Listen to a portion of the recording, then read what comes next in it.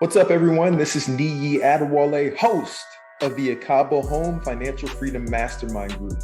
This group meets virtually every Wednesday at 7 p.m. Eastern, and the members of this group are committed to achieving financial freedom well before the traditional retirement age. So in this podcast, you are going to get VIP access to the conversations we have about different forms of investment and creative ways to get your dollars working harder for you than you originally worked to obtain those dollars. Today, we are joined by an incredible individual that is achieving great things on multiple venues.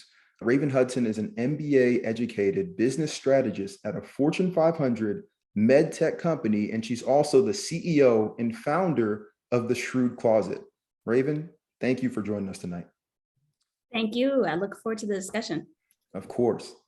And just looking through your background and also kind of the research that we did ahead of this, what you've been able to accomplish both on a corporate front and from an entrepreneurial front is truly amazing. And we really want to take time tonight to dive into both, starting off with what you've done from a corporate perspective. Now, I want to take you back a little bit. All right. I know you are a U of L alum. I actually spent a good amount of time down in Louisville, Kentucky. And yes, it's Louisville. You gotta drop all the vowels. But after graduation, I know that you started off in a paralegal office, which is completely different from what you're doing right now. How did you go from being in a paralegal office to having the mindset of wanting to get into healthcare and med tech? Yeah, definitely, for sure. It really stemmed in, I guess, even taking a step back before I became a paralegal. My bachelor's degree at U of L is actually in poli-sci and law. So I was originally thinking about going to law school, ended up getting a good job within that field. So I was like, let me just test the waters first before I jump in and start getting an internship. So I ended up getting a legal internship at a law firm, becoming a paralegal, working underneath one of the senior paralegals, ended up doing a great job within that short time. And they're like, you know what, we want to hire you full time. Are you looking for a job? And of course, for me, when I graduated back in 2013, I didn't have anything lined up, right? I had the internship. And so when they mentioned that they would be interested in keeping me on, I was like, well, why not? Because I'm trying to explore law anyway. So this will give me some time to think if I want to go to law school. Well, while I was in that position, I realized within the first year or so that, you know what, I don't think this is the long-term goal for me as far as a career. And I started to expand and look for other opportunities to grow. So, in law, right, they have a big focus on like advertisements. So we had our marketing director in the group and she was super lean and didn't have a team. She was like, you know what, I'm looking for someone to help me get customer testimonials and work on advertisements. Would this be something you're interested in? So I was like, sure, it'll allow me to expand my skill set. So I started to work on that and I started to figure out, maybe marketing is for me. So I started to do a little bit more research. Because I'm a Delta, there was a SOAR that I knew that owned a law firm, a small law firm in Kentucky. And she was like, you know what, I need some help. I'm looking for someone to help with my branding and digital marketing within law. I thought that was perfect because I already have experience working on the advertising side. I now have experience with a law firm. Why not? So I ended up doing like a short consulting project for her, ended up loving it. So I was like, you know what? Marketing is for me. But when I started to look through everything, I was like, wait, like what is an MBA? I have to have all these different skill sets. And I realized there was a gap that I had. So I ended up saying, you know what?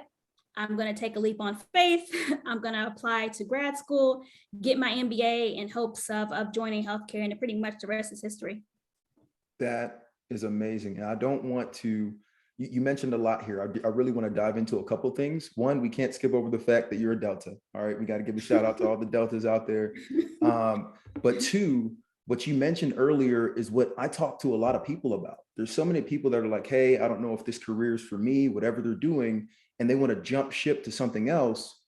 And it's like, hey, is there something within that career path where you can get paid to continue to learn, right? And then be prepared to make that next jump. So you mentioned two things that I want to dig into. One, the internships, right? How big has internships been for just discovering what your passions are within the W-2 world? Yeah, 100%. I would always recommend, especially for people that are currently in undergrad, to explore internships. It one gives you opportunity for you to get additional funding, but it also allows you to understand, is this career for me? Because what you don't want to do is make the mistake that a few people make. They go into a function or they go into a role within the industry that they're not interested in, and then they're pivoting at a very late stage, right? So I think timing is always super critical. I would say for me, and what worked well for me was when I ended up going to school for my MBA, I ended up getting an internship at a major Fortune 500 company in medical device as well. It was actually for a rotational development program. So I'm always a huge advocate of don't jump into something if you don't feel like you're ready. And one of the great benefits of working in corporate is they have these rotational programs where you usually rotate the different businesses. They can vary between 2 to 4 years, and you're basically rotating and figuring out what is the best opportunity for me. And at the same time, you're adding value to every business that you're in. So I ended up getting an internship within a business. They ended up liking what I performed in the project that I worked on, ended up getting an offer to come back full time. So by doing that and exceeding in my internship, it pretty much gave me my foot in the door into medical device that I'm in now. That is amazing. And there's a reoccurring theme here that I hope everybody's getting and our listeners are getting. You're testing the waters with the internships, especially when you're in college and kind of trying to make that next step. And then you're excelling and going above and beyond to where you're getting that offer. And now you've got your foot in the door to where you graduate and you're moving on. And it brings me to a quote that I've seen written about you and that you've said a couple times. And it's that opportunity comes from calculated risk and good timing. Can you dive into that and kind of explain what you mean? Yeah, for sure. So if you look at my story, it seems like I've jumped ship a lot, but there's actually a lot of framework and thought that went into it. So when I first decided that I wanted to go back to business school, it was actually in 2014, but I didn't end up going back until 2016. So there's definitely a 2-year gap there. And the reason for that is I wanted to fully understand what I needed to do to succeed. Because if I was jumping into a totally new industry or going back to school, I really wanted to make sure I was choosing the right academics, the right concentration, as well as the right school for what I wanted to get into. So I'm really big on people doing the research and testing the waters. So for example, for me, when I was going through the process of selecting an MBA program, I actually went and visited quite a few schools, and I didn't really make a decision early on. I revisited them every year until I figured out like my top 3 or 4 schools that I was interested in. So I'm really big on people kind of taking a step back and saying, what do I want to do within my career? What am I lacking? And basically figuring out what are the 3 or 4 or 5 different things I need to do to get there.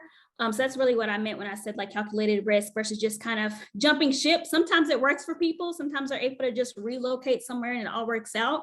But I was just not one of those people when it came to assessing risk. Yeah.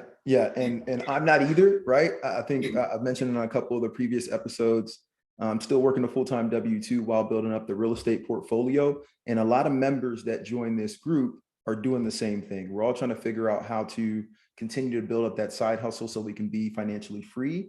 That being said, you shouldn't jump ship on what you've already built up until you have a strong runway. And so one of the other things that is very interesting about your background, and we got to give you kudos again, is you've been a riser. You've been consistently getting promoted and taking on larger tasks with more responsibility.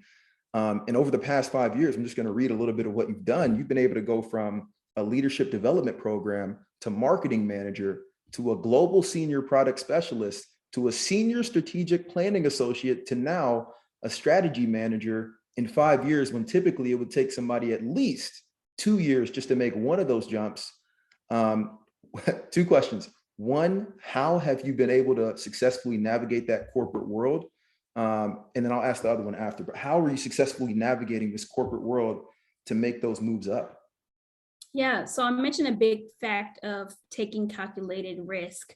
And if you look at the landscape today, or at least back in the day, right, you'll hear from your grandparents saying, you know, I worked at the same company for 5 years and I started out as an intern, I worked my way up. Well, day and age, people are actually moving companies, and they're doing it quite frequently. I think on average right now, it's every 2 or 3 years, people are moving for new opportunities.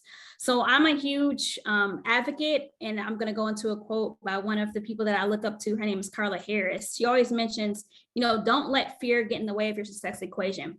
So I've been able to kind of navigate my career because I'm not afraid to move. So if you also look at the locations of all those places, like you mentioned, I was in Kentucky, then I went to Chicago, and now I'm on the East Coast in the New York metropolitan area. I'm a really big advocate of, if the opportunity looks good and I think I can add value and I think it can help me get to where I want to in a career, I'm going to take the leap and I'm going to relocate to move there. One also big and key component is never be afraid to lean in and solve a problem. So, and you know this, right? Within corporate America, there's a lot of work to do and most likely not enough people. So if you find the need within the business where people either don't have the bandwidth or perhaps that position is open, don't be afraid to raise your hand and say, hey, I notice right now there's a need for this.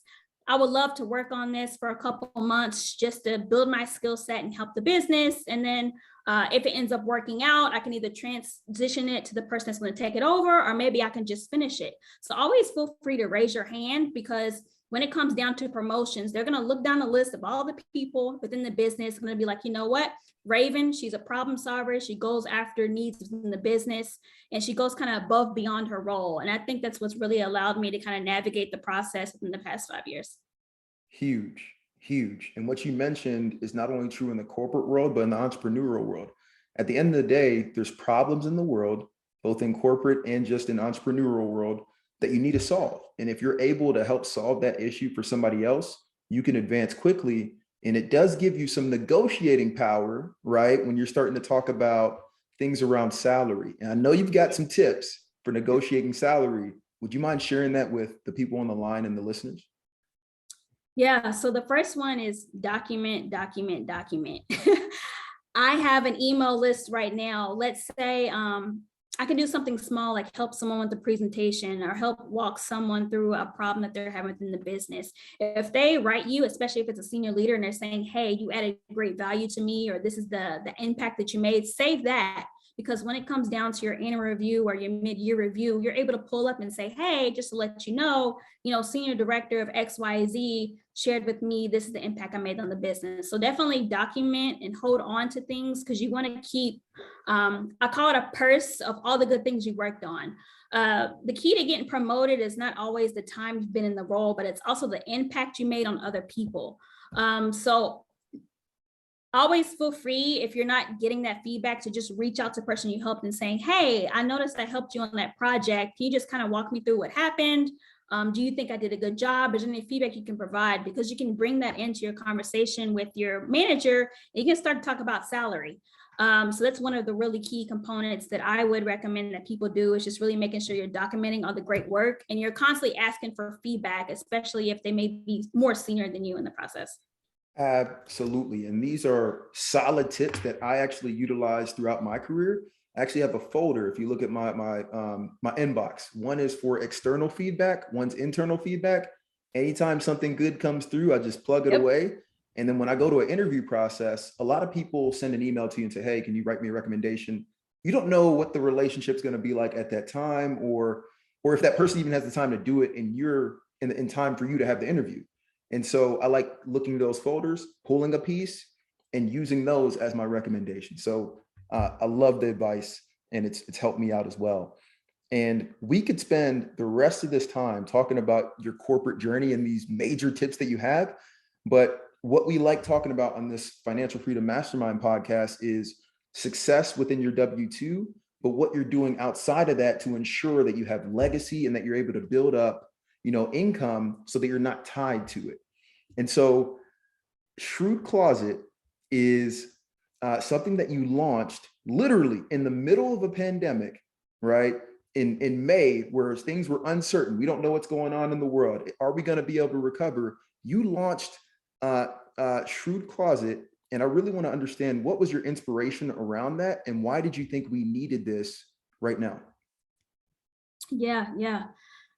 One thing that changed when the world kind of shut down is people started to get a lot more free time. You didn't have to commute the 1 or 2 hours back and forth in order to get to work. You could literally get up, within 40 minutes for your next call and jump onto your next meeting. So I really took advantage of the time for the positive. But something negative that happened, and something I realized just across the globe, right? Companies really started to downsize and cut costs. And I saw a lot of people in all different parts of businesses lose their jobs, not because they weren't great people or doing great work, but because of just the circumstances of the economy.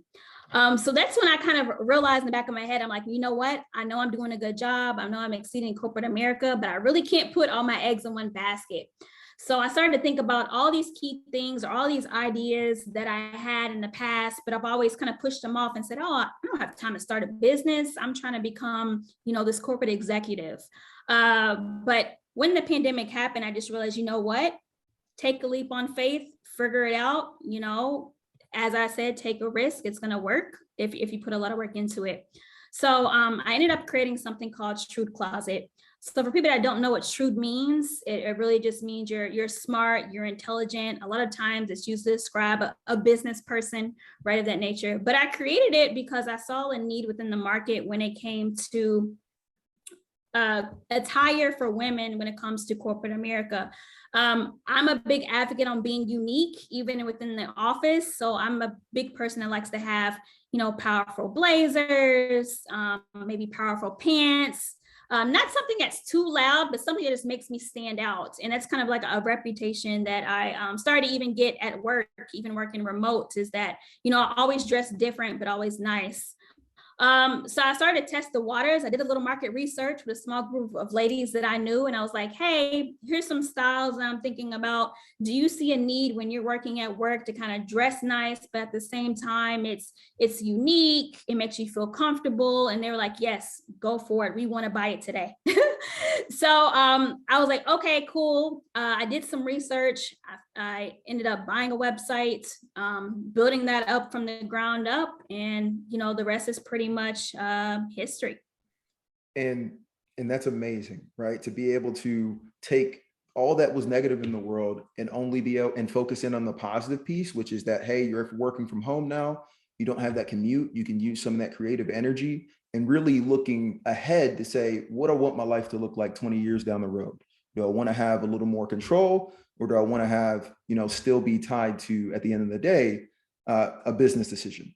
And one thing that you've mentioned in the past, and then I want to dig into kind of how you're acquiring clients and customers. But one thing that you've mentioned in the past that's a different perspective is you view your W-2 not as a burden, but more like a business partner. And that's a really interesting perspective. I know a lot of people that are like, hey, I can't wait till I quit this job and jump full-time into something. But you're like, hey, it's a business partner. Can you explain your mindset around that?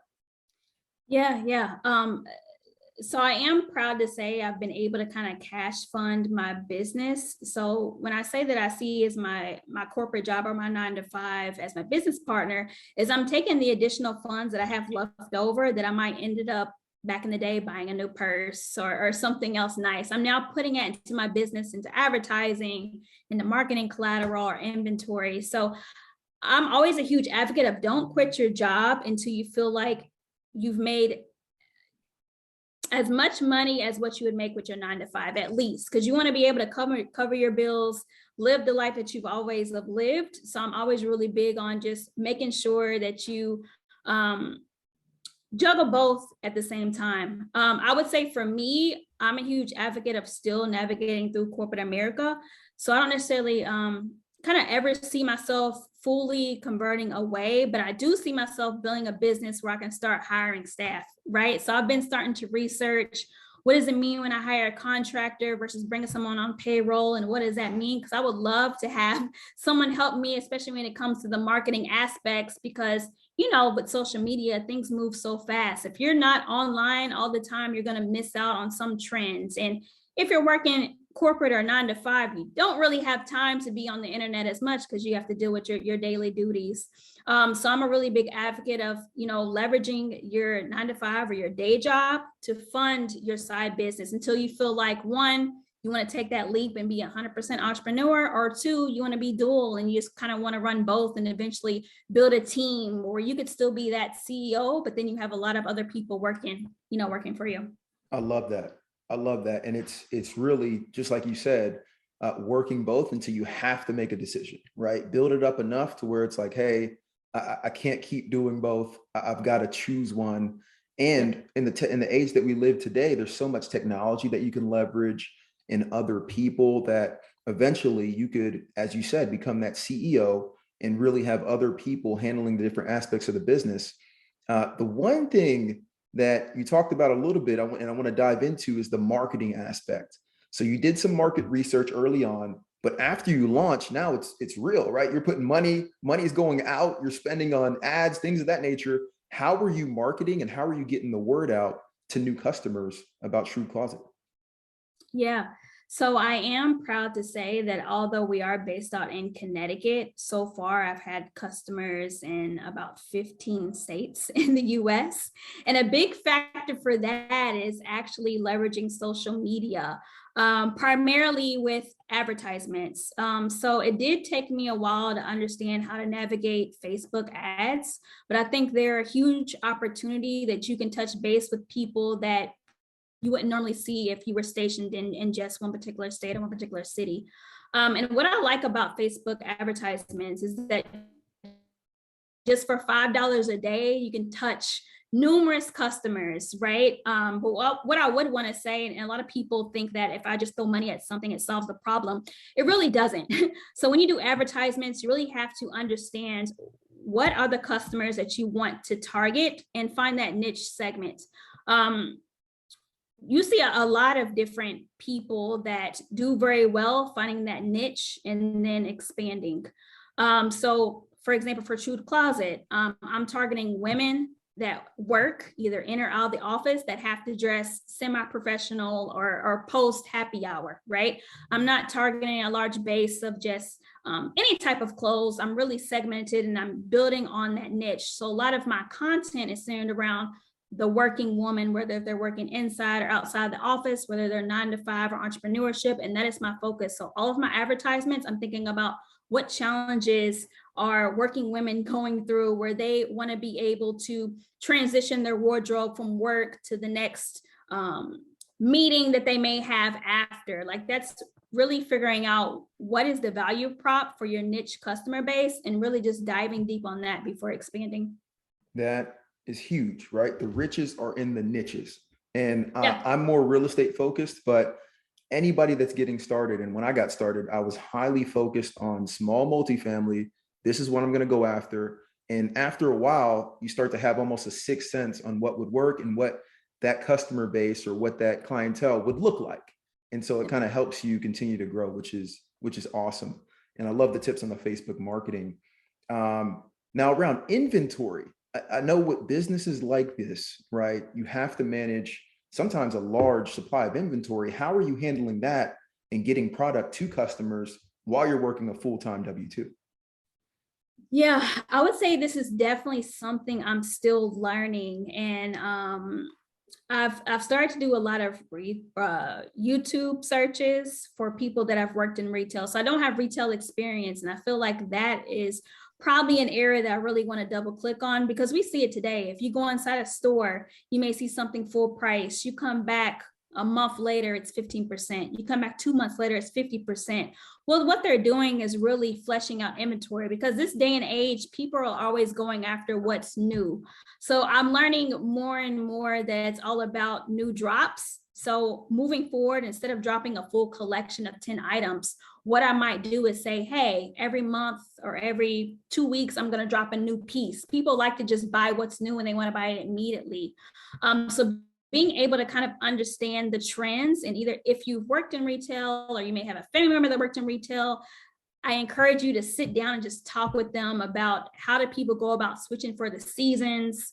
You'll see, quite frankly, with a lot of, fashion businesses, it'll be winter and they're already starting to work on spring. But that's because they got to get it in front of you so you can be ready to purchase before that time comes. So being up to date on the trends is probably what has helped me with inventory, but it's still a challenge. You got to be able to get rid of it quick and not be afraid to discount it.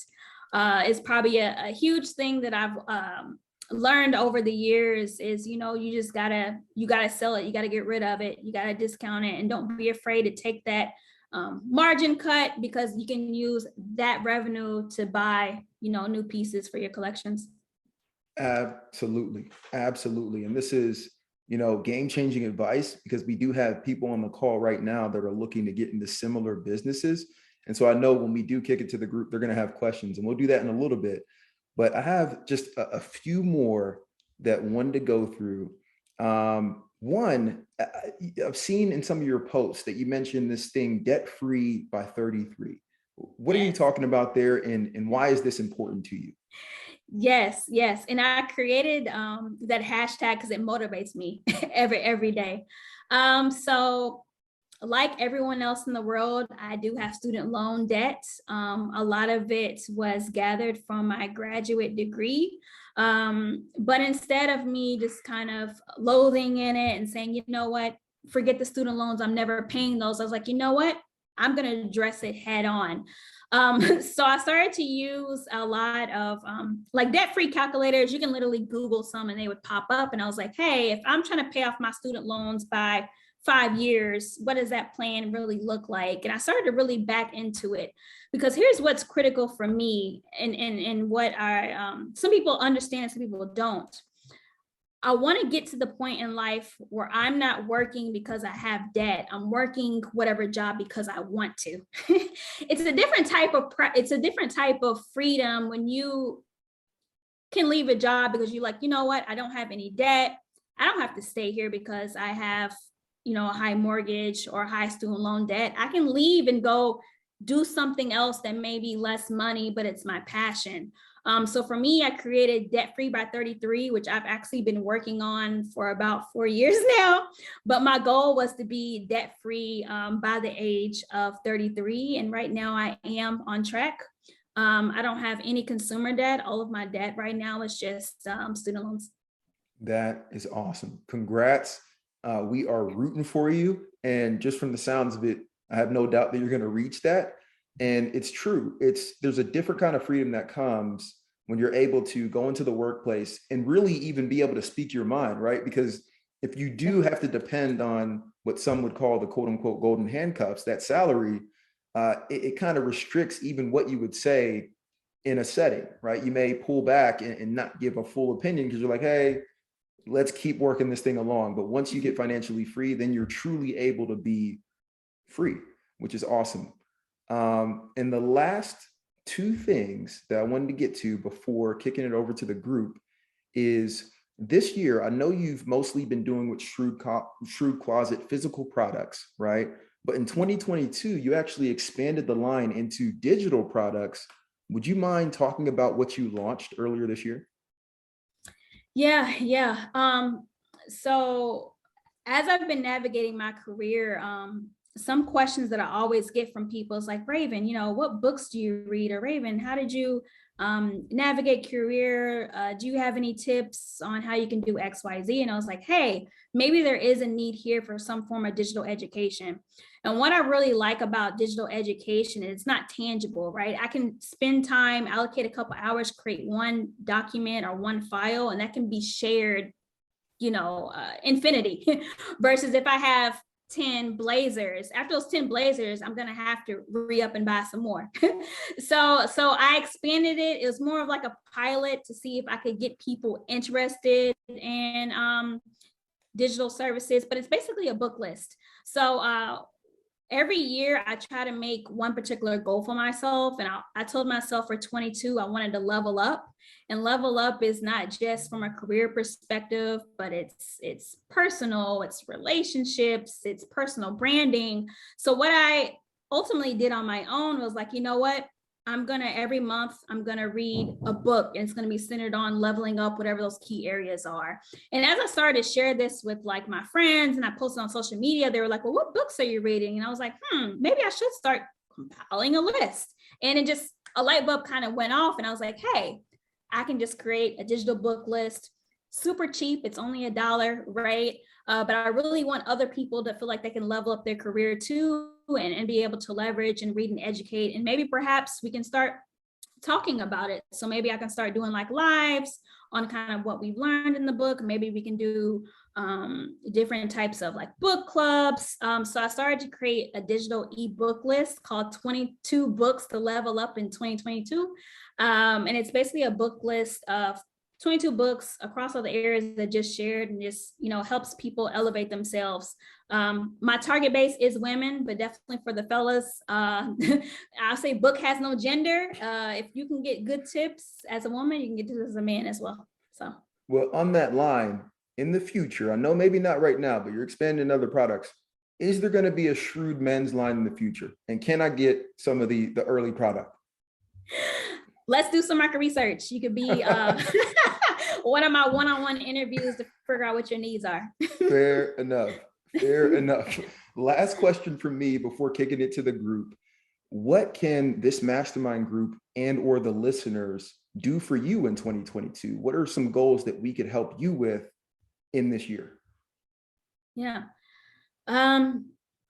Hold me accountable, right? I say I'm going to be debt free by 33. That means I have a target in my head of what I have to pay off. So, continuously, I guess, all motivating each other with whatever our goals are from a financial perspective. And feel free to share feedback, right? So the people on this call and those that may view it, definitely feel free to add comments for other things that you may want to see, you may want to hear. And I look forward to, hopefully coming back and sharing other things. Absolutely. Raven, again, we thank you. And now I want to open it up to anybody who's on the line. Please feel free to ask any questions you may have for Raven. Hey, Raven, this is Ahize. So thank you for sharing your story. I was listening to you, and even my best friend texted me. She was like, she sounds like you. And because I was hearing myself as you were speaking, like even down to business that you created and how you view your corporate job, as pretty much a funnel to, that's your investment to your business.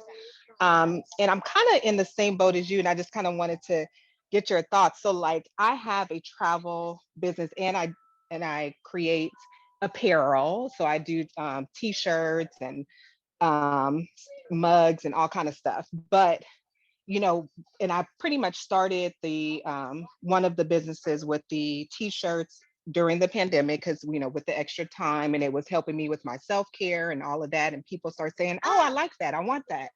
And so that's how we got bigger with that. But I feel that I know I can be bigger with my business, but I feel like I'm keeping it tight in a box because I don't know if it's fear, it's not fear, but I am to a certain extent very meticulous about things, and I don't want to under deliver to someone. So if I get 12 orders, I want to be able to have a good SLA to say, you're going to have it within 5 to 7 days. But if I get too many, I don't know what I would do. So, I keep telling myself I need a assistant, or I need even if it's a virtual assistant to help balance orders. So how do you do, like, what are you doing with that? Like when it comes to you receiving orders, are you managing it all yourself, or how do you delegate some of those tasks? Yeah. So I definitely resonate with you when it comes to like, it's my baby. I've had it for so long. Like I know exactly what I need to be doing. And one of the big tips that I would give if you don't have it already is develop like an operating agreement, right? So if you have a certain way that you ship the orders, where you have like a thank you card, or you wrap it in this type of paper, document that. So if you were to hire either there's someone from your family or someone externally, that at least they have like this playbook of, hey, this is how she likes her packages wrapped. So I'm going to wrap them just like she would wrap them herself. So that'll be the first thing that I would recommend. And I'm working on that myself from a marketing perspective. I would say till this day, I'm still the one that's shipping my orders, but I kind of like it. Like, I don't know. I kind of like printing it off and packaging it still. But I would just figure out what are the areas of your business which you 100% don't want anyone else to control? And what are the other things which you would say, you know what, I wouldn't mind someone taking this over, but maybe I just need to train them. And once you identify those, figure out either do I want to hire someone externally? Do I want to leverage some type of like third party to do it for me? For example, for me, I've started to outsource some of my marketing. So I use Facebook advertisements, right? I create the ad, but then it just runs without me even having to, touch it. I'll look at my analytics and see if I'm still getting a good return on my investment, but I'll leverage that. I've also started to leverage influencers. So I started to find micro influencers online. Some of them, they'll work for money or they'll work for free clothes, whatever their agreements may be. But I would say, feel comfortable giving some control, but knowing that you're going to train them to do the exact same thing that you would do as your business. I know it's going to take some time because it's very close knit to you, but that'll probably be the best tips that I would give. So you have like your sanity and you're not working, all day trying to ship orders and do marketing and email people back if they have questions about the orders. Like, figure out all those things that you can delegate and then kind of work towards how you'll do it. Perfect. Thank you. Mm-hmm. Hey, Raven, how are you? Can you hear me okay? Yes, I can hear. Awesome. Thanks so much for sharing today. It's been very helpful and informative. So I'm in a similar boat where actually last year I launched a clothing retail line, and this year was supposed to be my go live year. And everything is now stuck in supply chain issues because I went through China for my manufacturing, and as of this week, they're shut down for 20 days. So I'm still stuck. So I just want to know if you had any challenges and kind of how are you going about dealing with some of the manufacturing? Yeah, tell me about it. Definitely, I'm experiencing supply chain challenges, at work and in business too. One big thing that I would recommend you do is diversify your suppliers. So I have suppliers that are based in the US, and then I have suppliers that are based out in China. Of course, my China suppliers, extreme delays, but I have certain distributors and vendors that I use within LA that I'm able to get my shipments. So I would just recommend diversify when you can. I know it is super expensive, especially within the US with buying goods, but I think that's how I've been able to kind of stay afloat is during the pandemic and supply challenges, I tend to depend a little bit more on my US distributors. And then I kind of wait for my Asian distributors to kind of send that out. So that's kind of how I've been managing those. Awesome. That's actually where I was. Would you be open to, even after this, if you would share just some of the LA distributors that you've had good luck with? I'm actually flying out there to do the same, and I'd love to, if you've had great experiences, would love to. Yeah, for sure. Yep. For free. Thank you.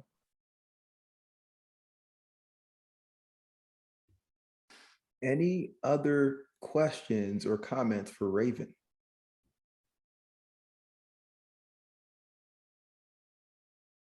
And I'll ask you, I guess, the last one. Is what you're wearing right now a part of a future line for Shrewd Closet? Yeah, the blazer is, yeah. Perfect. We talked about it a little bit beforehand. Raven is definitely an innovator in this space. And again, we truly appreciate you coming on to this podcast, as well as sharing some of your knowledge with us. Raven, thank you. Everybody, I hope you have an awesome rest of the evening. Thank you. Thank you for listening to this episode of the Ekabo Home Financial Freedom Mastermind podcast. If you found this content valuable, please go ahead and hit that like button, leave us a comment, and subscribe to our channel. This is going to help us continue to grow and allow more people to discover our podcast. We read every single comment and review, and it gives us even more ideas for bringing better content to you in the future. Also, if you're looking to join the group for any of the live sessions, go ahead and check out the show notes. There's a link in there that will allow you to get in contact with the organizers so that you can join this group live Wednesdays at 7 p.m. Thank you again for listening. We look forward to catching up with you next week.